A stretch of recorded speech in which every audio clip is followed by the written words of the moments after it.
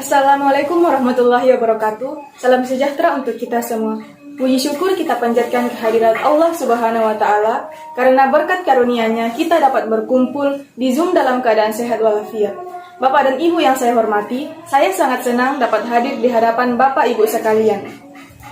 Saya, Windayani, akan menjelaskan kepada audiens sekalian mengenai pemanfaatan sosial media oleh UMKM selama masa pandemi COVID-19.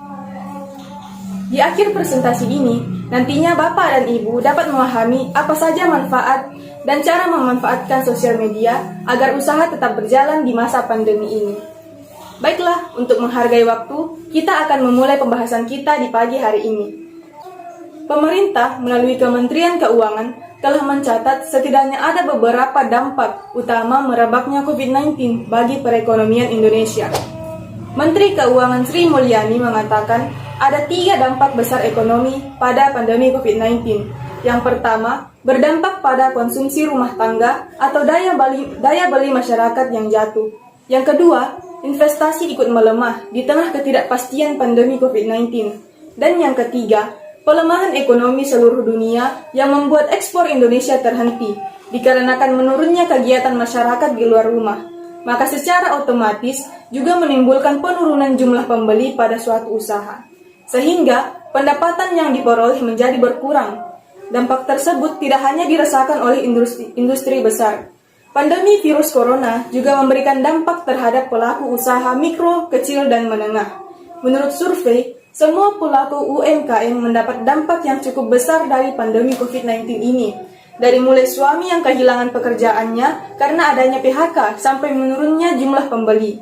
Di zaman sekarang, dengan perkembangan teknologi dan komunikasi yang semakin canggih, pemilihan penggunaan pemasaran melalui media sosial menjadi utama yang dilakukan oleh pelaku usaha. Sekarang ini, penggunaan media sosial telah menjadi pilar utama dalam penyampaian informasi. Salah satu kelebihan media sosial adalah memiliki banyak potensi untuk kemajuan suatu usaha. Ada beberapa media sosial yang sedang booming saat ini, antara lain adalah WhatsApp, Instagram, Telegram, Line, Telegram, Facebook, YouTube, dan lain-lain. Seseorang pasti memiliki berbagai motivasi dalam menggunakan media sosial. Adapun kriteria UMKM diantaranya adalah kriteria usaha mikro, adalah usaha produktif milik orang perorangan atau badan usaha perorangan yang memenuhi kriteria usaha mikro sebagaimana diatur dalam undang-undang, yaitu memiliki kekayaan bersih paling banyak 50 juta rupiah, tidak termasuk tanah dan bangunan tempat usaha, atau memiliki hasil penjualan tahunan paling banyak 300 juta rupiah. Yang kedua adalah kriteria usaha kecil, adalah usaha ekonomi produktif yang berdiri sendiri yang dilakukan oleh perorangan atau badan usaha yang bukan merupakan anak perusahaan atau cabang perusahaan yang dimiliki, dikuasai, atau menjadi bagian langsung maupun tidak langsung dari usaha menengah atau usaha besar yang memenuhi kriteria usaha kecil, sebagaimana dimaksud dalam undang-undang, memiliki kekayaan bersih lebih dari 50 juta rupiah sampai dengan paling banyak 500 juta rupiah, tidak termasuk tanah dan bangunan tempat usaha. Kriteria usaha menengah adalah usaha ekonomi produktif yang berdiri sendiri dan dilakukan oleh seseorang atau badan usaha yang bukan merupakan anak perusahaan atau cabang perusahaan yang dimiliki, dikuasai, atau menjadi bagian baik langsung maupun tidak langsung. Kemudian ada beberapa manfaat sosial bagi UMKM. Di antaranya adalah jangkauan koneksi ke seluruh dunia, di mana tidak ada cara yang lebih mudah untuk berbisnis dan menemukan seseorang selain menggunakan sosial media. Yang kedua, mempertemukan orang dengan ketertarikan yang sama. Ketika Anda memilih untuk berpartisipasi dalam sebuah komunitas di jejaring sosial, dapat memilih mana komunitas yang sesuai dan diinginkan. Yang ketiga, berbagi informasi secara real-time. Banyak sosial media yang dilengkapi dengan fitur untuk melakukan chat, sehingga antara Anda dan orang lain bisa berkomunikasi dan bertukar informasi secara real-time. Dan media sosial juga dapat mengalami kerugian seperti yang pertama, rentan terjadi kesalahpahaman sebuah bahasa satu negara berbeda dengan negara lainnya, sehingga sebuah konten yang misalnya saja Anda anggap sebagai sebuah lelucon bisa jadi berarti lain bagi orang lain. Yang kedua, cybercrime atau kejahatan dunia maya, di mana pengguna media sosial yang tak semestinya dapat berujung pada penghinaan atau pelecehan terhadap orang lain, bahkan anak-anak. Yang ketiga, resiko penipuan atau pencurian identitas. Suka atau tidak suka informasi yang terposting di internet telah menjadi konsumsi atau untuk semua orang, bahkan penjahat sekalipun.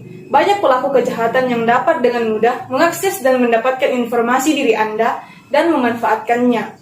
Yang keempat, membuang waktu Business Insider. Atau Business Insider melaporkan bahwa sosial media adalah penggunaan paling populer di internet, bahkan melebihi penggunaan email. Sementara itu, smartphone dan perangkat mobile lainnya juga telah menjadi pendorong penggunaan internet dengan peningkatan sebanyak 60%.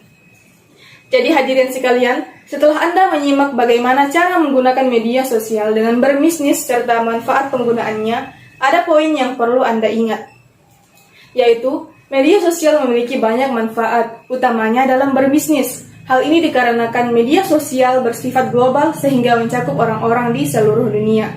Itulah penjelasan saya seputar pemanfaatan sosial media bagi pelaku UMKM. Jadi kita dapat menjangkau pelanggan dari luar negeri, tidak hanya di dalam negeri saja. Selain itu, karena sosial media bersifat online, kita tidak perlu jauh-jauh ke tempat tujuan atau tempat pelanggan berada, sehingga kita dapat mengurangi resiko terpapar COVID-19. Namun, di balik kemudahan yang didapat, ketika menggunakan media sosial, kita juga harus tetap waspada terhadap berbagai kerugian dari media sosial. Jadi apapun masalah atau kendala yang didapat dalam menjalankan usaha, kita harus tetap bersemangat menjalankannya dan menemukan alternatif yang dapat menyelesaikan masalah itu. Sekian dari saya, apabila ada kekurangan mohon dimaafkan. Wassalamualaikum warahmatullahi wabarakatuh.